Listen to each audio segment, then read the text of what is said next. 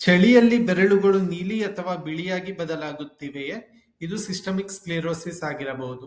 Systemic ಸ್ಕ್ಲೆರೋಸಿಸ್ ಎಂದರೇನು? ಒಬ್ಬ ರೋಗಿ ನನ್ನನ್ನು ಕೇಳಿದರು. ನಾನು ಡಾಕ್ಟರ್ ನಿಖಿಲ್, ರುಮಟಾಲಜಿಸ್ಟ್. ಸಿಸ್ಟಮಿಕ್ ಸ್ಕ್ಲಿರೋಸಿಸ್ ಎಂದರೆ ಸ್ಕ್ಲಿರೋಡರ್ಮಾ, ಒಂದು ಆಟೋಇಮ್ಯೂನ್ ಕನೆಕ್ಟಿವ್ ಟಿಶ್ಯೂ ರೋಗ. ಇದರಲ್ಲಿ ದೇಹದ ರೋಗ ನಿರೋಧಕ ವ್ಯವಸ್ಥೆ ಚರ್ಮ ಮತ್ತು ಒಳಾಂಗಗಳಲ್ಲಿ ಗಟ್ಟಿತನ ಮತ್ತು ಬಿಗಿತನವನ್ನು ಉಂಟು ಮಾಡುತ್ತದೆ. ಇದು ಚರ್ಮ, ರಕ್ತನಾಳಗಳು, ಕೀಲುಗಳು, ಶ್ವಾಸಕೋಶ, ಹೃದಯ, ಮೂತ್ರಪಿಂಡಗಳು ಮತ್ತು ಜೀರ್ಣಾಂಗ ವ್ಯವಸ್ಥೆಯನ್ನು ಪರಿಣಾಮಗೊಳಿಸಬಹುದು. ಇದರ ಆರಂಭಿಕ ಲಕ್ಷಣಗಳಲ್ಲಿ ಒಂದು ಚಳಿಯಲ್ಲಿ ಬೆರಳುಗಳು ನೀಲಿ ಅಥವಾ ಬಿಳಿಯಾಗುವುದು. ಇದನ್ನು ರೆನಾಲ್ಡ್ಸ್ ಫಿನಾಮಿನನ್ ಎಂದು ಕರೆಯುತ್ತೇವೆ.